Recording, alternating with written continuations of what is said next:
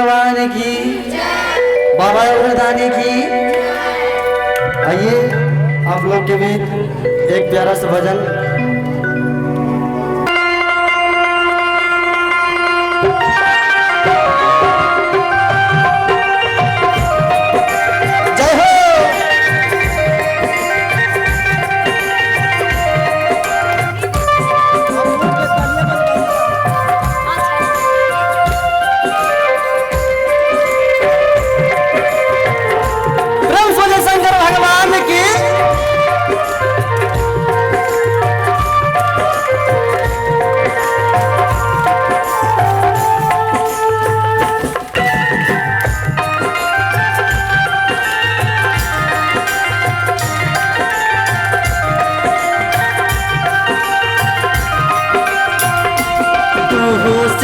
बजी के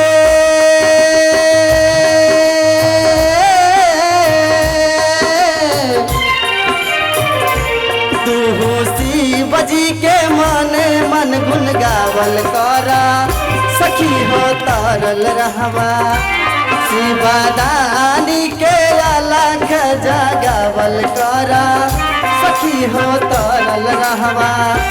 तू होसी बजी के माने मन गुन गावल करा, सखी हो तारल रहवा शिवदानी के अलख जगावल करा, सखी हो तारल रहवा।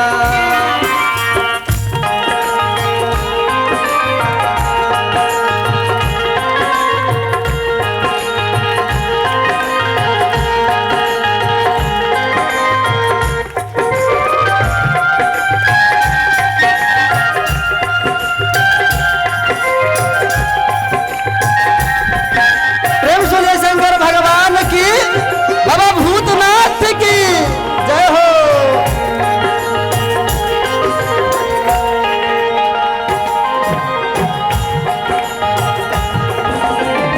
सुनर दुल्हवा मिली लगी सुरचान हो, गौवा नगरिया सब कर सब याद हो।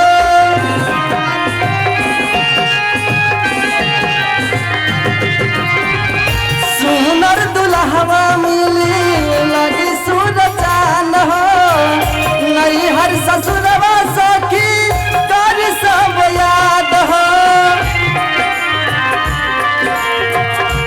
मिली है दशरथ ऐसा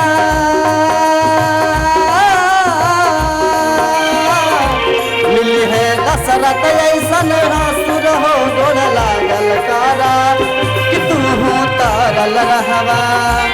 सुहूसी बजी के माने मन गुन गावल करा, सखी हो तारल रहवा।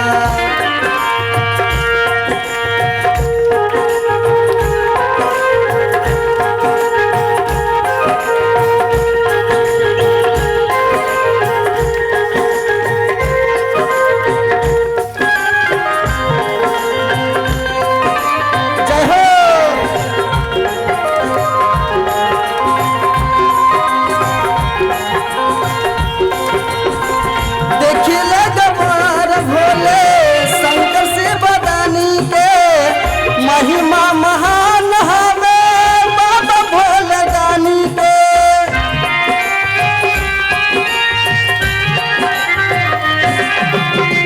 देख ही लगा तवे सही जावर के। महिमा महान बाटे बाबा भोलेदानी के,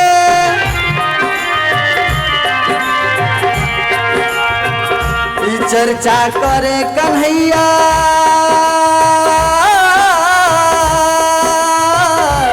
चर्चा करे कन्हैया, दिनों दिन तू गावल करा, सखी हो तारल रहवा। शिवदानी के अलख जगावल करा, सखी हो तारल रहवा। शिव शंकर के आरती लगावल करा, सखी हो तारल रहवा। तू होसी बजी के माने मन गुन गावल करा, सखी हो तारल रहवा।